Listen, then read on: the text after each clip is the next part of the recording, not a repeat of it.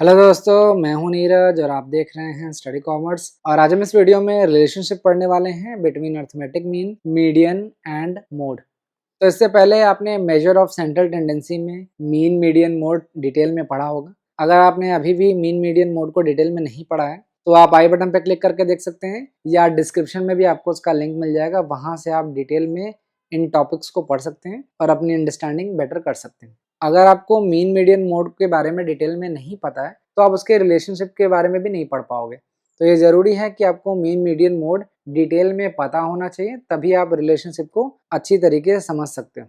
और हम रिलेशनशिप क्यों पढ़ रहे हैं? क्योंकि जो भी आपके आने वाले एग्जाम्स हैं उसमें 2 से 3 क्वेश्चन जो हैं वो इस टॉपिक से क्वेश्चन पूछ लिए जाते हैं।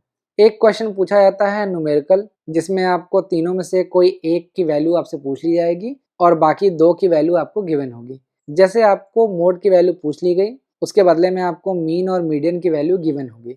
और दूसरे तरीके का जो क्वेश्चन होता है वो होता है कॉन्सेप्चुअल अंडरस्टैंडिंग।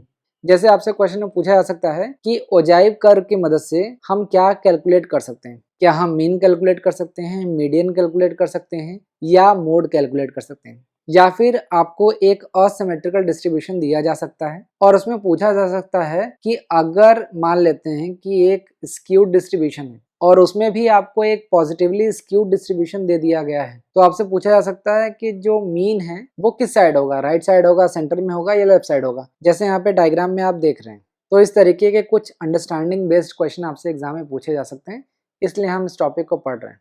और अगर आपने इस टॉपिक को अच्छी तरीके से समझ लिया तो 2 से 3 क्वेश्चन जो हैं वो आपके क्लियर हो जाएंगे, इसीलिए हम इस टॉपिक को आज पढ़ रहे हैं। तो आइए स्टार्ट करते हैं, बेसिक से समझते हैं। सबसे पहले ये जानते हैं कि अर्थमेटिक मीन को हम किस तरीके से डिनोट करते हैं। आपको पता ही होगा कि हम अर्थमेटिक मीन को x बार से डिनोट करते हैं या फिर a.m से डिनोट करते हैं। मीडियन को हम m से डिनोट करते हैं और मोड को हम z से डिनोट करते हैं।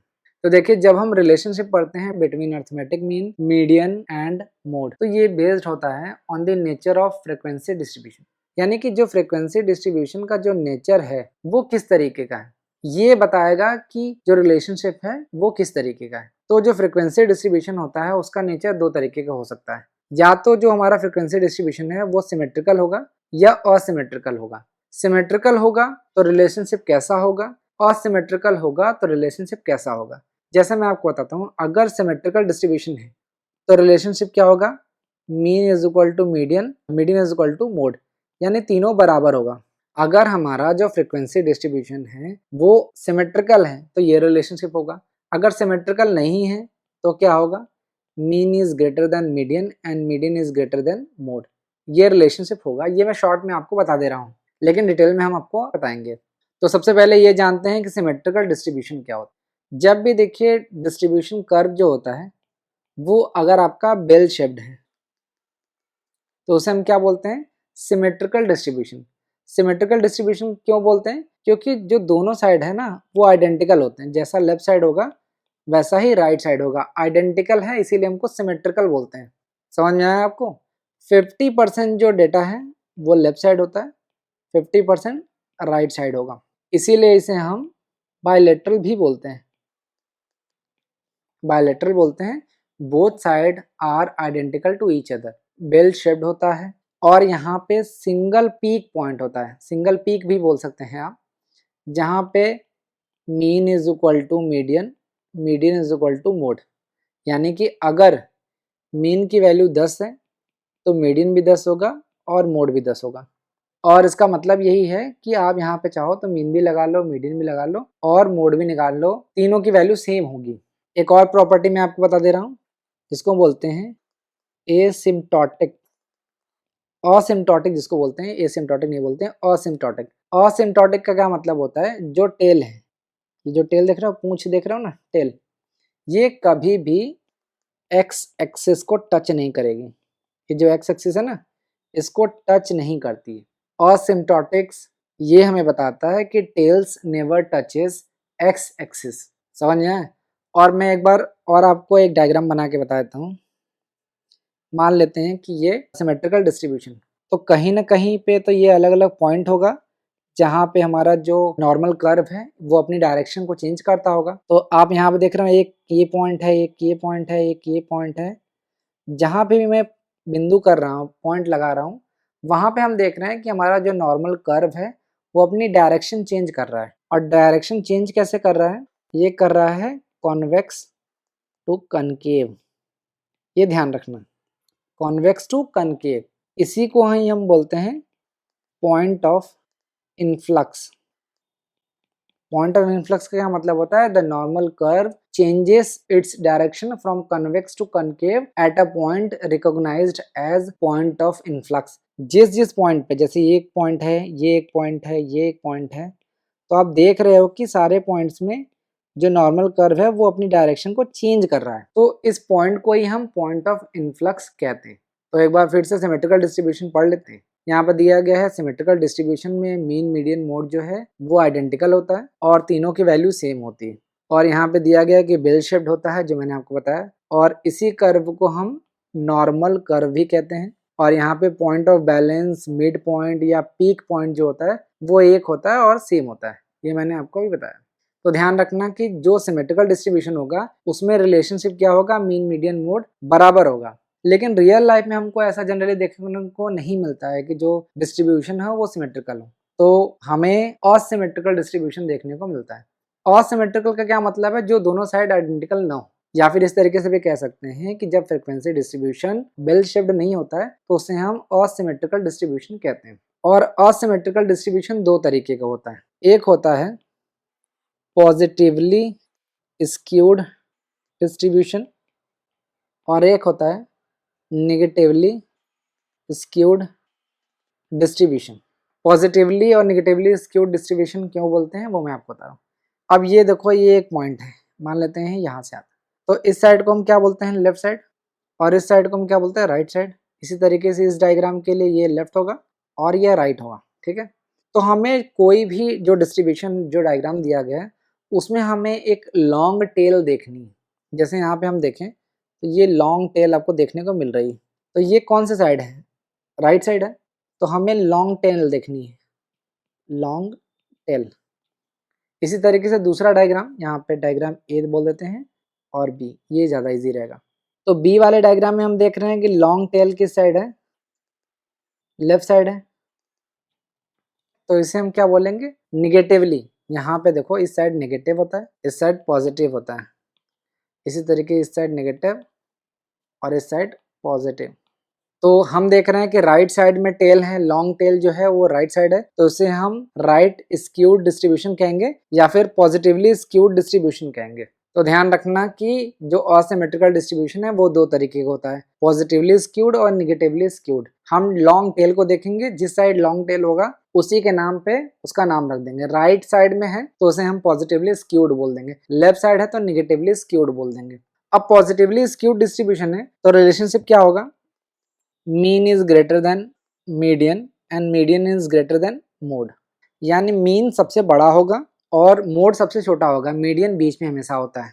मान लेते हैं कि एग्जांपल लेते हैं, अगर मीन 10 है तो मीडियन 9 होगा और जो मोड है वो 8 होगा। समझ में आया आपको? इसी तरीके से निगेटिवली स्क्यूड डिस्ट्रीब्यूशन में देख लेते हैं, mean is less than median and median is less than mode. यानी सबसे बड़ी जो वैल्यू होगी वो किसकी होगी? यहाँ पे मोड की होगी, और मीडियन सबसे बीच में है तो वो बीच में रहेगा, और मीन सबसे छोटा होगा। ये चीज़ ध्यान रखना है। मान लेते हैं कि 8 यहाँ मीन है, मीडियन 9 होगा और ये 10 होगा। ये चीज़ आपको समझना जरूरी है। और कई बार आपसे एग्जाम में पूछ लिया जाता है कि ये जो डॉट डॉट देख रहे हो ना आप, ये पॉइंट, कभी आपसे पूछा जा सकता है कि मीन किस साइड होगा। तो ध्यान रखना, जिस साइड लॉन्ग टेल है हमेशा मीन उसी साइड होगा। जैसे यहाँ पे देखो, राइट साइड में लॉन्ग टेल है तो मीन हमेशा उसी साइड होगा जिस साइड लॉन्ग टेल है। यहाँ पे देखो, लेफ्ट साइड में अगर लॉन्ग टेल है तो मीन भी हमेशा लेफ्ट में ही है। तो ये चीज ध्यान रखना। और मीडियन चाहे वो पॉजिटिवली स्क्यूड हो चाहे निगेटिवली स्क्यूड हो, हमेशा बीच में ही होगा। समझ में? और चूंकि राइटली स्क्यूड या पॉजिटिवली स्क्यूड में हम देख रहे हैं मीन सबसे ज्यादा राइट्स में है तो मोड सबसे ज्यादा लेफ्ट में होगा, और ये सबसे पीक साइड में होगा। हमेशा मोड हम सबसे ऊंचाई वाले साइड पे होगा। ये भी चीज ध्यान रखना, एग्जाम में कई बार आपसे पूछ लिया जाता है। वापस से ये जो सारी चीजें दी गई हैं हम उसको देख लेते हैं। जैसे यहाँ पे देखिए दिया गया है, पॉजिटिवली स्क्यूड डिस्ट्रीब्यूशन में मोड जो होता है हाईएस्ट पॉइंट पे होता है। यहाँ पे आप देख रहे हैं हाईएस्ट पॉइंट पे है, और मीडियन जो है उसके राइट में होगा, मीडियन देखिए उसके राइट में है, और मीन जो है राइट साइड में है, दोनों के, मीडियन और मोड के। मीन जो है वो मोड और मीडियन के दोनों के राइट साइड में होगा, ये चीज़ मैंने आपको बताया। इसी तरीके से निगेटिवली स्क्यूड डिस्ट्रीब्यूशन है, उसमें मोड फिर हाईएस्ट पॉइंट पे होगा, यहाँ पे देखिए यही चीज़ मैंने आपको बताया। और मीडियन जो है वो लेफ्ट साइड में होगा मोड के, और इसी तरीके से मीन जो है वो मीडियन और मोड के बगल में होगा। तो यहाँ तक आपको कोई दिक्कत नहीं होना चाहिए। अब यहाँ पे देखिए कि अगर हमें ये पता है कि मॉडरेटली स्क्यूड डिस्ट्रीब्यूशन है तो वहां पे क्या रिलेशनशिप होगा। अगर मान लीजिए क्वेश्चन में आपसे पूछ रहा है कि अगर मॉडरेटली असिमेट्रिकल डिस्ट्रीब्यूशन है तो mean minus mode is equal to 3 bracket में मीन माइनस मीडियन, ये रिलेशनशिप होगा। ये ध्यान रखना, ये असिमेट्रिकल डिस्ट्रीब्यूशन के बारे में बात हो रही है। तो ये कुछ इक्वेशंस हैं, जैसे इक्वेशन 1, ये इक्वेशन नंबर 1 है, ये 2 है, ये तो आपको पता ही होगा, mode is equal to 3m minus 2x bar. और इसी तरीके से मीडियन भी निकाल सकते हैं आप और मीन भी निकाल सकते हैं। तो आपको सिर्फ एक पता होना चाहिए, जैसे आपको सिर्फ ये भी पता है mode is equal to 3m minus 2x bar, ये पता है तो भी आप बाकी कैलकुलेट कर सकते हैं। लेकिन ये चारों जो मैंने आपको इक्वेशन बताया वो बहुत ही ज़्यादा इंपॉर्टेंट है असिमेट्रिकल डिस्ट्रीब्यूशन में, तीनों में से किसी की वैल्यू कैलकुलेट करने के लिए। अगर आपको मोड कैलकुलेट करना है तो ये फॉर्मूला याद होनी चाहिए, मीडियन करना है तो ये होना चाहिए, और मीन कैलकुलेट करना है तो ये आपको पता होना चाहिए। ये अभी आप नोट कर लो, क्योंकि आने वाले जो क्वेश्चंस हैं उनमें इसी तरीके के क्वेश्चंस आपसे पूछे गए हैं। तो भाई ये क्वेश्चन देख लेते हैं, ताकि जो भी हमने थ्योरेटिकल चीज़ें पढ़ी हैं उसको हम प्रैक्टिकली इसको सॉल्व कर सकें। तो क्वेश्चन में आपसे पूछ रहा है find out an estimate of mode. देखो यहाँ पे एक वर्ड इस्तेमाल किया गया है एस्टिमेट। तो यहाँ पे एक चीज़ ध्यान रखिएगा कि जब भी हम मोड इज इक्वल टू करते हैं ना 3m माइनस 2x बार, ये हम फॉर्मूला लगाते हैं, कई बार आप भी यूज़ किए होंगे। तो इसकी जो वैल्यू आती है वो एस्टिमेशन होता है, मतलब एग्जैक्ट आंसर नहीं होगा, लेकिन एक एस्टिमेशन होता है कि नियरली जो मोड की वैल्यू है या मीडियन है या मीन है उसकी वैल्यू क्या हो सकती है, इसीलिए यहाँ पे एस्टिमेट का वर्ड जो है वो इस्तेमाल किया गया। खैर, तो क्वेश्चन पूछा है कि मोड की वैल्यू आप बताइए, मीन की वैल्यू और मीडियन की वैल्यू आपको दे रखी है। तो देख लेते हैं, मीन दे रखा है 12, मीडियन दे रखा है 16.5 और मोड आपसे पूछ रहा है। तो हमने फॉर्मूला पढ़ा है mode is equal to 3m minus 2x bar. 3m क्या है, मीडियन है, 16.5 minus 2 multiply by x bar कितना होता है, दिया गया 12।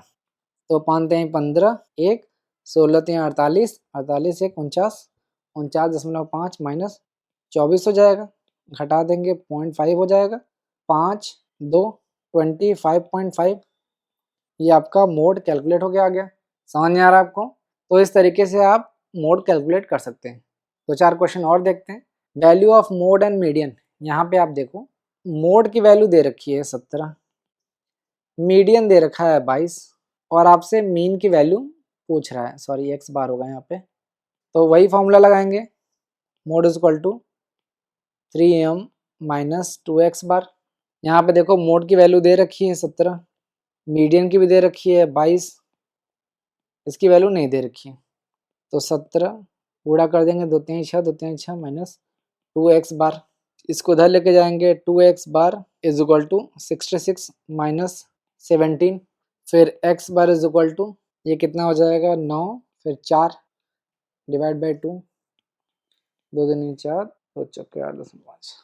तो मीन इज इक्वल टू कितना हो जाएगा 24.5। लेकिन हमने जो इक्वेशन पढ़ा था उस इक्वेशन से भी कैलकुलेट कर सकते हैं। जैसे हमने पढ़ा था कि mean is equal to 1/2 3m minus mode, इस तरीके से भी कैलकुलेट कर सकते हैं। तो 1/2 मल्टीप्लाई बाई 66, यहाँ पे देखिए हमने ये 3m निकाला हुआ है, 66 माइनस मोड, मोड की वैल्यू 17 दे रखी है। तो 1/2 घटाएंगे तो कितना होगा 49, फिर वही आएगा 24.5। तो x bar is equal to 24.5 answer आ जाएगा। तो आप देख रहे हो कि इस फॉर्मूला से भी हम कैलकुलेट कर रहे हैं और इस फॉर्मूला से कैलकुलेट कर रहे हैं। हालांकि ज़्यादातर ये फॉर्मूला हम इस्तेमाल करके आसानी से क्वेश्चन को सॉल्व कर लेते हैं, फिर भी ये भी फॉर्मूला या इक्वेशन जो है वो आपको पता होना चाहिए। अब एक और क्वेश्चन देख लेते हैं। मीन की वैल्यू दे रखी है 20, मोड की वैल्यू दे रखी है 18 और मीडियन आपसे पूछ रहा है। फिर वही फॉर्मूला लगा देंगे, mode is equal to 3m minus 2x bar.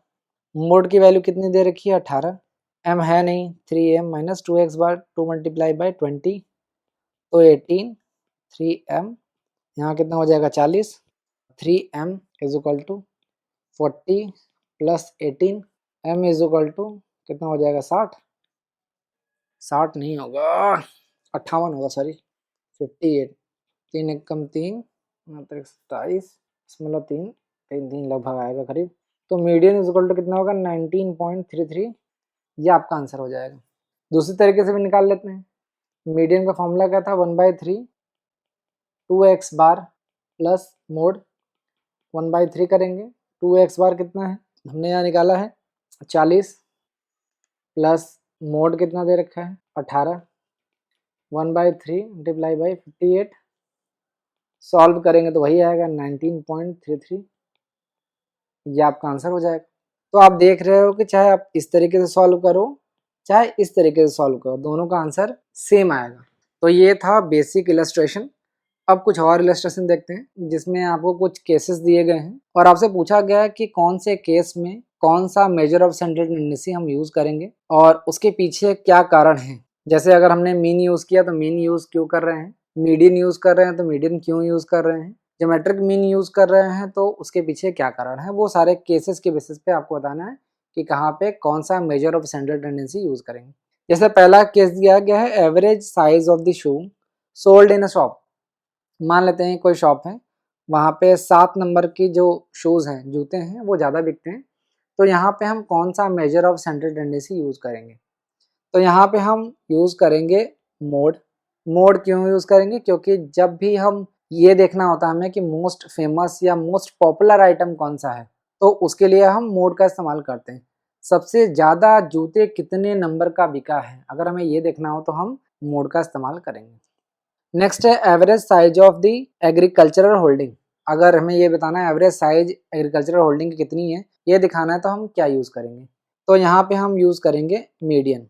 Agricultural holding का क्या मतलब है कि कितना ज़मीन का जो एरिया है वो किसी ने अपने पास रखा है या उसके पास खेती की ज़मीन कितनी है। तो हम खेती की ज़मीन को जनरली बिस्वा में कैलकुलेट करते हैं। मान लेते हैं कि टोटल गाँव में जो है 5 लोग हैं सिंप्लिसिटी के लिए, तो स्टार्टिंग के जो लोग होंगे जिनके पास छोटे खेत होंगे और जो लास्ट के होंगे वो उनके पास बड़े खेत होंगे। एक एग्जांपल समझा देता हूँ। जैसे मान लो कि कोई किसान है, उसके पास 20 बिस्वा ज़मीन है, किसी के पास 6 बिस्वा ज़मीन है, किसी के पास 14 बिस्वा ज़मीन है, किसी के पास 4 बिस्वा ज़मीन है, किसी के पास 2 बिस्वा ज़मीन है। ये मैंने रैंडमली आंकड़े ले लिए। तो हमें ये बताना है कि average size of agricultural holding किससे निकाल सकते हैं हम, कौन सा बेहतर मेजर ऑफ सेंट्रल टेंडेंसी होगा। तो हम क्या करेंगे कि यहाँ पे मीडियन का इस्तेमाल करेंगे। मीडियन का इस्तेमाल क्यों करेंगे, क्योंकि हम जो भी डेटा होता है उसे हम असेंडिंग ऑर्डर में लगाते हैं। जैसे सबसे कम क्या है 2 है, 4 फिर 6 फिर 14 और फिर 40। तो यहाँ पे हम जब मीडियन कैलकुलेट करेंगे तो जो एवरेज आएगा वो काफ़ी सटीक होगा। अगर यहाँ पे हम मान लेते हैं कि अर्थमेटिक मीन निकाल लेते हैं तो मीन की जो वैल्यू आएगी वो बहुत डिस्टॉर्टेड होगी, यानी कि वो पूरे जो डेटा है उसको अच्छी तरीके से रिप्रेजेंट नहीं कर पाएगा। तो ऐसे में हम एग्रीकल्चरल होल्डिंग की जब बात करते हैं तो वहाँ पे हम मीडियन का इस्तेमाल करते हैं। नेक्स्ट है average wages in an industrial concern. तो देखिए जब हम एवरेज वेजेस की बात करते हैं तो वहाँ पे हम वेटेड अर्थमेटिक मीन इस्तेमाल करते हैं। वेटेड अर्थमेटिक मीन का इस्तेमाल हम क्यों करते हैं, क्योंकि आपको पता है कि एक इंडस्ट्रियल कंसर्न में अलग अलग तरीके के नंबर ऑफ वर्कर्स होते हैं और उनका जो वेजेस होता है वो भी अलग अलग होता है। तो वहाँ पे हम वेटेज का इस्तेमाल करते हैं कि एक जो मतलब वर्कर है उसकी सैलरी अलग होगी, दूसरे की अलग होगी। इस तरीके से वेट के हिसाब से हम कैलकुलेट करते हैं। तो जब हम एवरेज वेजेस की बात करते हैं तो वहाँ पे हम वेटेड अर्थमेटिक मीन का इस्तेमाल करते हैं। नेक्स्ट है to find out per capita income of different countries. यहाँ पे हम मीन का इस्तेमाल करेंगे या अर्थमेटिक मीन जिसको बोलते हैं, क्योंकि आपको पता है कि जब हम नेशनल इनकम को कैलकुलेट करते हैं तो हम जो भी नेशनल इनकम होता है और डिवाइड करते हैं पॉपुलेशन जिस भी कंट्री का निकाल रहे हैं उससे। जैसे हमारे इंडिया में प्रति व्यक्ति आय जो है वो 2,30,000 प्रति वर्ष प्रति व्यक्ति है, लगभग, तो अर्थमेटिक मीन जो है वो ज़्यादा सुटेबल माना जाता है in the case of per capita income. आखिरी देखते हैं, to find decennial average rate of population growth of India. तो ऐसे कंडीशन में हम ज्योमेट्रिक मीन का इस्तेमाल करते हैं। देखिए, जब भी हम ग्रोथ ऑफ पॉपुलेशन की बात करते हैं तो वो बेस्ड होता है कंपाउंड रेट ऑफ इंक्रीज पे, और ऐसे केसेस में जो ज्योमेट्रिक मीन है आपका वो करेक्ट आंसर या करेक्ट आपको वैल्यू प्रोवाइड करता है। तो ऐसे कंडीशन में हम ज्योमेट्रिक मीन का इस्तेमाल करते हैं। तो ये डिफरेंट केसेस था जहाँ पे अलग अलग एवरेज इस्तेमाल करते हैं। अब हम मीन मीडियन मोड के बारे में कंपैरिजन है वो डिटेल में पढ़ लेते हैं। पहला है basis of comparison average. Mean जो होता है वो आपका कैलकुलेटिव एवरेज होता है, यानी मीन को हम एक्चुअली कैलकुलेट करते हैं। Mean is equal to summation x upon n. मान लेते हैं समेशन एक्स जो है वो 100 है और नंबर ऑफ ऑब्जर्वेशन जो है वो 10 है, तो मीन कितना होगा 10। मीडियन और मोड जो होता है वो पोजिशनल एवरेज होता है। आपको पता है कि आप मीडियन में असेंडिंग या डिसेंडिंग ऑर्डर में जो भी आइटम या ऑब्जर्वेशन होता है उसको लिखते हैं, और जो पोजीशन होता है, जिस पोजीशन पे होता है उसके सामने की जो वैल्यू होती है वही आपका मीडियन होता है। तो जो मीडियन और मोड है वो पोजिशनल एवरेज है। ये आपने जब मीन मीडियन मोड पढ़ा होगा तो आपको अच्छी तरीके से समझ में आया होगा। नेक्स्ट है कैलकुलेशन। तो मीन जो होता है वो बेस्ड होता है ऑन दी ऑल ऑब्जर्वेशंस, सारे ऑब्जर्वेशन को। जैसे यहाँ पे समेशन एक्स है तो ऑब्जर्वेशन में जितने भी आइटम्स हैं सबको हम जोड़ेंगे, ठीक है। और मीडियन जो होता है वो दो भाग में डिवाइड किया जाता है। तो हमें पता है कि median number is equal to क्या होता है, n+1 अपॉन टूथ आइटम। ये फॉर्मूला हमने पढ़ा हुआ है। तो ये सारे ऑब्जर्वेशन के बेसिस पे नहीं होता है। और जो मोड होता है वो बताता है मैक्सिमम कंसंट्रेशन या डेंसिटी ऑफ फ्रीक्वेंसी, जिसको आप बोलते हो कि मोस्ट फेमस या मोस्ट पॉपुलर आइटम, जिसको हम बोलते हैं जो बहुत ज़्यादा फेमस हो या जिसकी फ्रीक्वेंसी सबसे ज़्यादा हो या जो सबसे ज़्यादा बार आया हो, इसी को हम कहते हैं। नेक्स्ट जो बेसिस दिया गया है वो है एल्जेब्रिक ट्रीटमेंट।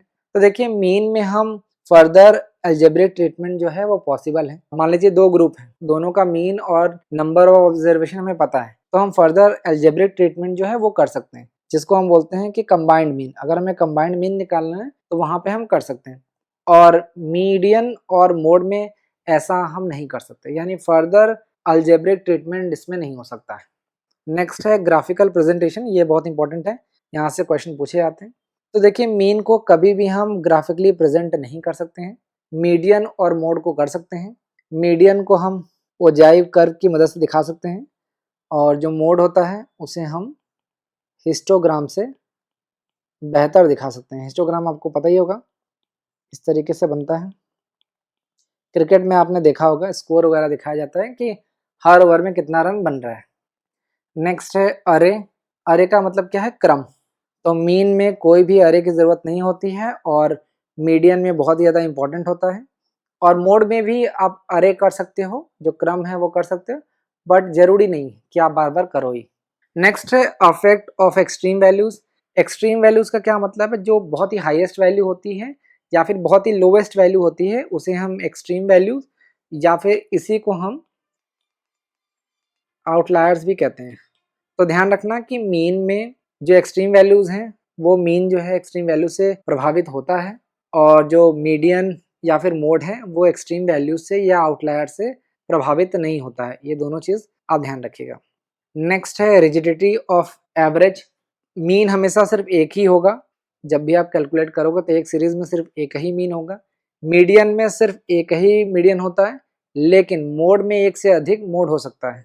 अगर दो मोड हैं तो उसको बाई मॉडल बोलते हैं, और दो से अधिक मोड है तो उसे हम मल्टी मॉडल कहते हैं। ये चीज़ ध्यान रखना। नेक्स्ट है यूज़। तो मीन का इस्तेमाल हम बहुत ज़्यादा करते हैं। Average income, average production, average population, average cost, average run rate, cricket में हम यूज़ करते हैं। तो मीन का जो यूजेस है वो बहुत ज़्यादा है। मीडियन का इस्तेमाल भी बहुत ज़्यादा यूज़ किया जाता है। जैसे अगर आपका जो डेटा है वो कैटेगोरिकल है या क्वालिटेटिव डेटा है, जैसे इंटेलिजेंस देखना है, ब्यूटी, डिस्ट्रीब्यूशन ऑफ वेल्थ, यहाँ पे यूज़ करना है, तो यहाँ पे हम मीडियन का इस्तेमाल करते हैं। मोड का इस्तेमाल हम तब करते हैं जब हमें मोस्ट पॉपुलर आइटम या मोस्ट फेमस आइटम या average size of readymade garments या शू या इस तरीके का कुछ कैलकुलेट करना होता है, तो वहाँ पे हम मोड का इस्तेमाल करते हैं। नेक्स्ट है कंबाइंड। तो मीन में हम मीन से कंबाइंड मीन निकाल सकते हैं, लेकिन मीडियन और मोड में ये चीज़ें पॉसिबल नहीं।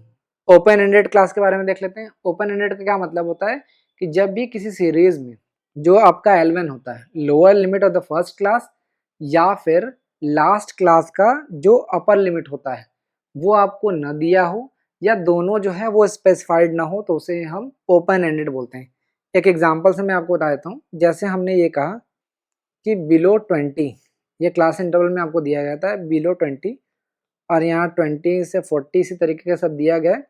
उसके बाद मान लेते हैं कि 40 एंड अबव।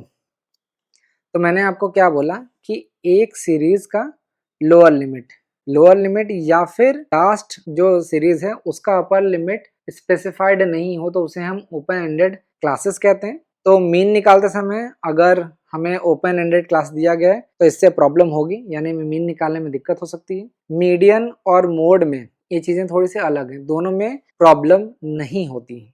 समझ आए? अनइक्वल इंटरवल्स के बारे में बात करते हैं। अनइक्वल इंटरवल्स का क्या मतलब है कि क्लास इंटरवल जो होता है वो इक्वल नहीं है। जैसे 5 से 10, 10 से 15, 15 से 20, तो यहाँ पे मैग्नीट्यूड जो है क्लास का वो बराबर है। लेकिन अगर ये बराबर ना हो, जैसे हमने क्लास इंटरवल लिख दिया और ये मैग्नीट्यूड है, मान लेते हैं 0 से 5, 5 से 20, 20 से 50 और 50 से 100, ये क्लास इंटरवल। तो अब मैग्नीट्यूड देखिए डिफरेंस कितना है, एक में 5 का है, एक में 15 का है, एक में 30 का है और एक में 50 का है। तो इसे हम बोलेंगे अनइक्वल क्लास इंटरवल। ठीक है, ये जो डिफरेंस है इसे हम मैग्नीट्यूड कहते हैं। तो मीन में हम क्या देख रहे हैं कि जब भी क्लास इंटरवल अनइक्वल होता है तो मीन जो है रिलायबल हमारा नहीं रह जाता, और मीडियन में ऐसी कोई बात नहीं है, कोई दिक्कत हमें नहीं होता है। और जब भी हम मोड निकालते हैं तो मोड निकाला जा सकता है, लेकिन हमें थोड़ी सी सावधानी रखनी पड़ती है। तो ये था comparison of mean, median and mode. अब बात करते हैं चॉइस या फिर सिलेक्शन ऑफ सुटेबल एवरेज, कि हमें कौन से टाइम पे कौन सा एवरेज सुटेबल होगा और हमें किस समय पे किसका इस्तेमाल करना चाहिए। तो अलग अलग बेसिस पे दिया गया है। जैसे देख लेते हैं, पहला है प्री डिटरमाइंड ऑब्जेक्टिव, यानी हमारा मकसद क्या है। जो भी हमारा ऑब्जेक्टिव है वो हमें पहले डिफाइन करना होगा, अदरवाइज बिना ऑब्जेक्टिव के आप एक सुटेबल जो एवरेज है उसका सिलेक्शन नहीं कर पाएंगे। जैसे हमें ये पता है कि जो डेटा है अगर हम उसे इक्वल वेटेज दे रहे हैं, अगर जो हमारा डेटा है उसे हम इक्वल वेटेज देते हैं तो वहाँ पे मीन का इस्तेमाल हम कर सकते हैं। अगर हमारा जो एक्सट्रीम वैल्यूज़ हैं उसकी इंपॉर्टेंस हमें कम है, जो भी एक्सट्रीम वैल्यूज़ हैं उसकी इंपॉर्टेंस हम कम दे रहे हैं, तो वहाँ पे मीडियन और मोड दोनों में से कोई भी इस्तेमाल कर सकते हैं। अगर जो स्मॉल नंबर ऑफ आइटम्स हैं उनको ज़्यादा वेटेज दे रहे हैं तो वहाँ पे हम ज्योमेट्रिक मीन का इस्तेमाल करेंगे। ठीक है, तो ये देखना होगा कि हमारा जो मकसद है वो क्या है, जो ऑब्जेक्टिव है वो किस तरीके का। नेक्स्ट है शेप ऑफ फ्रीक्वेंसी डिस्ट्रीब्यूशन, जो डेटा का जो आकार है वो किस तरीके का है। अगर जो डेटा है वो सिमेट्रिकल है तो कोई भी यूज़ कर लो, जैसे मैंने आपको बताया कि अगर हमारा जो सिमेट्रिकल डिस्ट्रीब्यूशन है तो कुछ भी यूज़ कर लो, मीन मीडियन मोड यूज़ कर लो, कोई फर्क नहीं पड़ेगा, ये आपको पहले ही पता है। अगर जो डिस्ट्रीब्यूशन है वो एक्सट्रीमली स्क्यूड है, ध्यान से सुनो, जब भी हम ये देख रहे हैं कि हमारा जो डिस्ट्रीब्यूशन है वो एक्सट्रीमली स्क्यूड है तो वहाँ पे हमें मीडियन या मोड ही इस्तेमाल करना चाहिए। और अगर हमारा जो डिस्ट्रीब्यूशन है वो यू शेप्ड है तो वहाँ पे हम सिर्फ मोड यूज़ करेंगे। और ये इंपॉर्टेंट क्वेश्चन है आपके एग्जाम पॉइंट ऑफ व्यू से, ध्यान रखना कि अगर डिस्ट्रीब्यूशन आपका यू शेप्ड है तो हमेशा मोड यूज़ करना है, ये चीज़ ध्यान रखना। नेक्स्ट है nature and availability of data. Nature कैसा है डेटा का और डेटा किस तरीके से हमारे पास अवेलेबिलिटी उसकी है।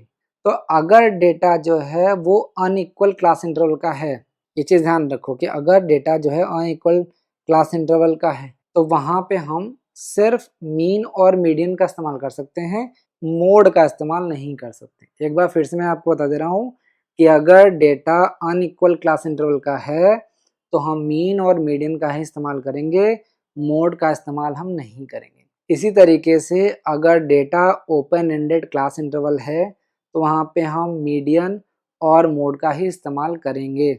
उम्मीद है आपको चीज़ें समझ में आई होंगी।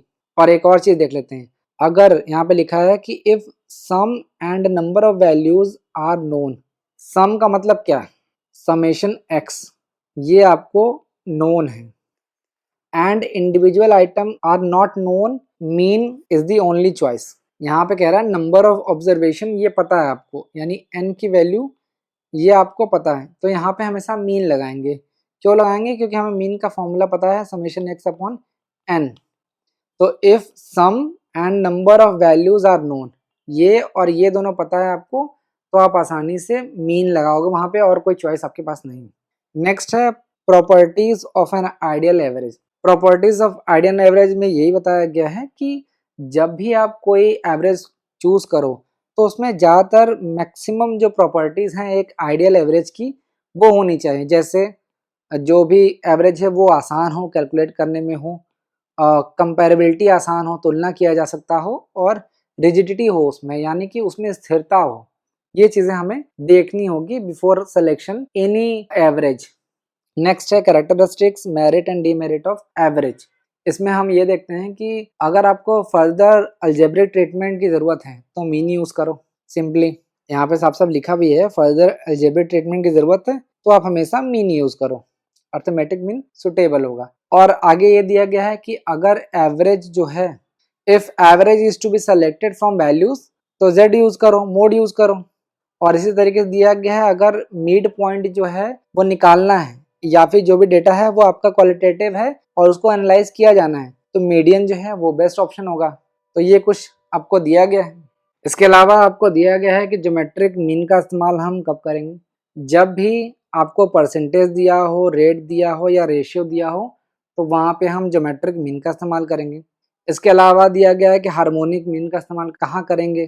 तो जहाँ पे आपको टाइम दिया गया हो, स्पीड दिया गया हो, वहाँ पे हम हार्मोनिक मीन का इस्तेमाल करेंगे। क्योंकि जो हार्मोनिक मीन है ना, वो बेसिकली इनवर्स रिलेशनशिप के बारे में बताता है, इनवर्स रिलेशनशिप के बारे में बताता है। जैसे स्पीड और टाइम ले लेते हैं। अगर आपको पता है कि आपको 60 किलोमीटर दूर जाना है, तो ये आपको पता है ना कि अगर आपकी स्पीड ज़्यादा होगी तो आपको टाइम कम लगेगा। ये बेसिक चीज़ें आपको पता है। तो यही आपको समझाना मैं यही चाह रहा था कि हार्मोनिक मीन टाइम स्पीड के बीच में कंपैरिजन या इनवर्स रिलेशनशिप के बारे में बताता है, और यहाँ पे हम हार्मोनिक मीन का इस्तेमाल करते हैं। एक चीज़ ध्यान रखना कि जो भी आप सुटेबल एवरेज सेलेक्ट कर रहे हो वो केयरफुली सेलेक्ट करो। ऐसा ना हो कि रैंडमली आपने कुछ भी सेलेक्ट कर लिया। अब देखिए हर एवरेजेस को आपने पढ़ा अच्छे तरीके से, सब कुछ जाना, लेकिन हर एवरेज की अपनी कुछ लिमिटेशंस हैं। इसको एक बार देख लेते हैं। जैसे यहाँ पे लिखा है may not exist in data. हमने ये देखा कि जो भी हम मीन कैलकुलेट करते हैं वो डेटा में होता ही नहीं। एक सिंपल एग्जांपल यहाँ लेते हैं। मान लेते हैं कोई वैल्यू है 2, 6, 10, 80, 52। इसका जब आप टोटल करेंगे, सॉरी 152 कर लेते हैं, टोटल करेंगे तो कितना हो जाएगा? 250। मीन कैलकुलेट कर लेंगे, summation x upon n। Summation n कितना है? 250। और नंबर ऑफ ऑब्जर्वेशन कितना है? 5। कितना आ जाएगा? 50। ये आपका मीन आ गया। लेकिन आप देख रहे हो कि इन सभी वैल्यूज में कहीं भी 50 है? नहीं है। तो वही चीज़ कहा जा रहा है कि मीन जो हम निकालते हैं ना, कोई ज़रूरी नहीं है कि वो डेटा में एग्जिस्ट करे, ज़रूरी नहीं। तो ये भी एक लिमिटेशन। नेक्स्ट है no knowledge about formation of the series. जो भी एवरेज आता है वो हमें इस बारे में जानकारी नहीं देता है कि जो हमारा सीरीज का जो फॉर्मेशन है या जो कंपोजिशन है वो किस तरीके से हुआ है। जैसे यहाँ पे दो सीरीज दी गई है x और y, दोनों का अगर हम मीन निकाल लेते हैं तो हम देखेंगे कि 500 डिवाइड बाई 5 आएगा, यानी 100। इसी तरीके से y बार कर लेते हैं, 500 डिवाइड बाई 5। दोनों का मीन 100 आ रहा है, लेकिन दोनों की फॉर्मेशन में जमीन आसमान का अंतर है। यहाँ पे आप देख रहे हैं पहले वाले सीरीज में कि सब में 20 का डिफरेंस है, 20-20 का डिफरेंस है, यानी 60 से 80 20, 80 से 100 20, समझ रहे हो ना, 20-20 का डिफरेंस है। दूसरे वाले में अगर हम डिफरेंस चेक करें तो बहुत अलग है। जैसे 20 से 40 में कितने का डिफरेंस है? 20 है। 20 और 90 में कितने का डिफरेंस है? 50। 90 और 100 में डिफरेंस कितने का है? 10। 100 से 250 में कितने का है? 150 का। तो सीरीज का जो फॉर्मेशन है ये आप देख रहे हो कि एकदम अलग है। तो ये जो एवरेज आ रहा है 100 मीन, ये सीरीज के फॉर्मेशन के बारे में कुछ भी नहीं बताता। तो ये भी एक लिमिटेशन है एवरेज का। नेक्स्ट देखते हैं lack of clarification of all characteristics. देखिए यहाँ पे ये कहा जा रहा है कि जो कंक्लूजन है वो हमें इसके बारे में बिल्कुल नहीं आइडिया देता है, या फिर हम डिस्पर्जन के बारे में, जो भी हमारा डिस्पर्जन है या स्क्यूनेस है, इसके बारे में हम कोई कंक्लूजन बना नहीं सकते। सिर्फ और सिर्फ डेटा को स्टडी करके, जो भी हमारा एवरेज का डेटा है उसको स्टडी करके हम डिस्पर्जन या फिर स्क्यूनेस के बारे में कोई भी कंक्लूजन ड्रॉ नहीं कर सकते। तो ये भी एक लिमिटेशन है एवरेज की। नेक्स्ट है प्रॉब्लम ऑफ प्रॉपर चॉइस। देखिए ये बहुत ही बड़ी समस्या है कि हम कौन सा एवरेज चूज कर रहे हैं। एक अगर हमने गलत एवरेज चूज कर लिया तो उससे जो हमारा रिजल्ट है वो भी गलत आएगा, जो कंक्लूजन है वो भी गलत आएगा। तो इसलिए जो चूज हम कर रहे हैं एवरेज वो बहुत ही केयरफुली करना चाहिए। और यही नहीं, उसका जो इंटरप्रिटेशन है वो भी बहुत ज्यादा इंपॉर्टेंट है, ये आप ध्यान रखिएगा। अब कुछ न्यूमेरिकल क्वेश्चन भी देख लेते हैं जाते जाते। देखिए यहाँ पे क्वेश्चन कह रहा है for a moderately skewed distribution, mean की वैल्यू दे रखी है 25, मीडियन की दे रखी है 27 और आपको मोड कैलकुलेट करना है। तो मोड इज इक्वल टू क्या होता है 3m minus 2x bar. 3 multiply by median, median कितना है आपका 27 और x बार कितना है मल्टीप्लाई बाय 25। तो 7 तरीके कई 3 दूना 6 1 7 71 सॉरी 7 तरीके 21 2 होगा ना, 3 2 6 2 8 81 माइनस 50 कितना आ जाएगा 31। ये आपको मोड की वैल्यू कैलकुलेट होके आ गई। ये आप चाहो तो खुद से भी कर सकते हो, मैं यहाँ पे आपको प्रैक्टिस करा दे रहा हूँ, आप पहले खुद से कर लेना उसके बाद एक्सप्लेनेशन चेक करना। नेक्स्ट देखते हैं, यहाँ पे दिया गया है mean minus mode is equal to 3 mean minus median. तो यहाँ पे पूछ रहा है डिस्ट्रीब्यूशन क्या होगा। तो मैंने आपको बताया था कि जो सिमेट्रिकल डिस्ट्रीब्यूशन होता है उसमें मीन, मीडियन और मोड तीनों बराबर होते हैं, और असिमेट्रिकल डिस्ट्रीब्यूशन में इस तरीके का होता है। तो जब ये रिलेशनशिप होता है तो वहाँ पे मॉडरेटली स्क्यूड डिस्ट्रीब्यूशन की बात की जाती है। तो करेक्ट आंसर क्या हो जाएगा बी, मॉडरेटली स्क्यूड डिस्ट्रीब्यूशन। मैंने आपको स्टार्टिंग में ही पढ़ाया था कि मॉडरेटली स्क्यूड डिस्ट्रीब्यूशन में ये रिलेशनशिप पाया जाता है। नेक्स्ट देखते हैं, मीन की वैल्यू दे रखी है 40, मोड की वैल्यू दे रखी है 34 और आपको मीडियन बताना है। तो वही फॉर्मूला लगाएंगे, mode is equal to 3m minus 2x bar. 3 median निकालना ही हमें। मोड दे रखा है 34 माइनस 2x बार 40, 34 यहाँ हो जाएगा 3m माइनस होगा 80। तो कितना हो जाएगा 34 plus 80, m is equal to कितना हो जाएगा 114 डिवाइड बाई 3, 3 तिरका 9 तिरका 24, ठीक है 38। तो मीडियन कितना आ गया 38। तो थर्ड का करेक्ट आंसर हो जाएगा सी। इजी क्वेश्चन है, आप खुद से कर सकते हैं। नेक्स्ट है positively skewed distribution. Positively skewed distribution में क्या होगा, जो टेल है वो राइट साइड होगी, इस तरीके का कुछ डायग्राम होगा। ये जो लॉन्ग टेल है ये राइट साइड है, ये लेफ्ट साइड है। तो पॉजिटिवली स्क्यूड क्या होता है, ये नेगेटिव साइड होता है और ये पॉजिटिव साइड होता है। तो यहाँ पे बोला है पॉजिटिवली स्क्यूड, तो ये पॉजिटिवली स्क्यूड डिस्ट्रीब्यूशन हमने बना दिया। Which of the following holds true. तो पॉजिटिवली स्क्यूड में हमने देखा है कि mean is greater than median and median is greater than mode, ये रिलेशनशिप होता है। तो देख लेते हैं, आप देखना चाहो तो देख सकते हो बी वाला, जहाँ पे मीन सबसे बड़ा है और मोड सबसे छोटा, और यहाँ पे भी वही बात की जा रही है। तो फोर्थ का करेक्ट आंसर हो जाएगा बी। अब आइए नेक्स्ट क्वेश्चन देखते हैं। In a moderately skewed distribution, यहाँ पे दिया गया है mean minus mode is equal to 12 और मीन माइनस मीडियन पूछा है। तो देखिए बहुत ज़्यादा इंपॉर्टेंट क्वेश्चन है। एक हमने पढ़ा था स्टार्टिंग में रिलेशनशिप असिमेट्रिकल का, मॉडरेटली असिमेट्रिकल डिस्ट्रीब्यूशन का, कि mean minus mode is equal to 3 x bar minus median, ये पढ़ा था। तो यहाँ पे देखिए ये चीज़ दिया गया है, ये 12 हमको दिया गया और ये नहीं दिया गया, तो मल्टीप्लाई कर लेंगे x माइनस एम। तो x minus M is equal to क्या हो जाएगा 12/3, कितना हो जाएगा 4। तो मीन माइनस मीडियन क्या हो जाएगा 4, करेक्ट आंसर हो जाएगा सी।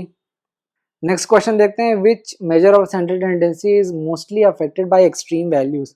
एक्सट्रीम वैल्यूज मतलब सबसे लोवेस्ट या सबसे हाईएस्ट वैल्यू को हम एक्सट्रीम वैल्यू या आउटलायर्स बोलते हैं। तो ये मीन ही है जो कि एक्सट्रीम वैल्यू से बहुत ज़्यादा प्रभावित होता है, मीडियन और मोड उतना प्रभावित नहीं होता है। तो 6 का करेक्ट आंसर हो जाएगा ए। अब आइए नेक्स्ट क्वेश्चन देखते हैं, मीन की वैल्यू दे रखी है 60 मीडियन की वैल्यू दे रखी है 58 और मोड कैलकुलेट करने के लिए दिया जा रहा है। आप इस क्वेश्चन को खुद से करोगे, मैं नहीं करूंगा क्योंकि बहुत ही सिंपल क्वेश्चन है। इसका आंसर मैं आपको बता दे रहा हूँ, ये होगा बी होगा 54। अब आइए नेक्स्ट क्वेश्चन देखते हैं। The relationship between mean median and mode for moderately skewed distribution. तो मैंने आपको बताया था मोड इज इक्वल टू क्या होता है, 3m माइनस 2x बार। ये मॉडरेटली स्क्यूड डिस्ट्रीब्यूशन में होता है।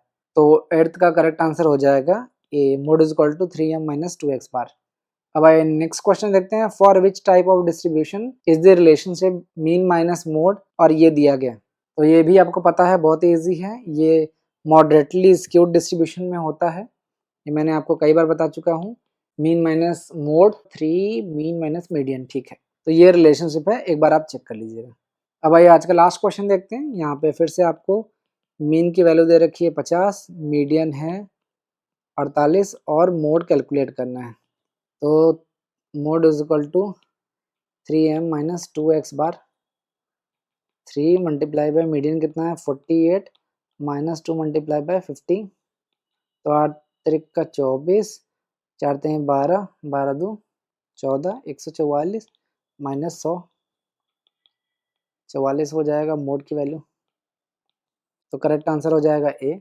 देखिए मैंने बहुत फटाफट ये सारे क्वेश्चन कराए थे क्योंकि बहुत ज़्यादा इसमें क्वेश्चंस में दम नहीं है, लेकिन एग्जाम में आपसे जो कि कई बार पूछा जाता है, इसलिए मैं यहाँ पे इतना एफर्ट लगा रहा हूँ ताकि आपको सारी चीज़ें समझ में आए। तो उम्मीद है आपको सारा रिलेशनशिप समझ में आया होगा। अगर आपको इस लेक्चर का पीडीएफ डाउनलोड करना है तो आप डिस्क्रिप्शन में दिए गए लिंक से हमें ज्वाइन करके पीडीएफ डाउनलोड कर सकते हैं, या आप इस दिए गए क्यूआर कोड को भी स्कैन करके हमें ज्वाइन कर सकते हैं और फ्री पीडीएफ डाउनलोड कर सकते हैं। अगर आपके कोई डाउट या सजेशन है तो आप हमें व्हाट्सएप नंबर पे कांटेक्ट कर सकते हैं। हमारा नंबर है 7317240017। तो ये था आज स्टैटिस्टिक्स का एक इम्पॉर्टेंट लेक्चर जिसमें मैंने आपको रिलेशनशिप बताया between arithmetic, mean, median and mode. उम्मीद है आपको सारी चीज़ें समझ में आई होंगी। अगर आपके अभी भी कोई डाउट या सजेशन है तो आप हमें कमेंट बॉक्स में पूछ सकते हैं। तब तक के लिए थैंक यू।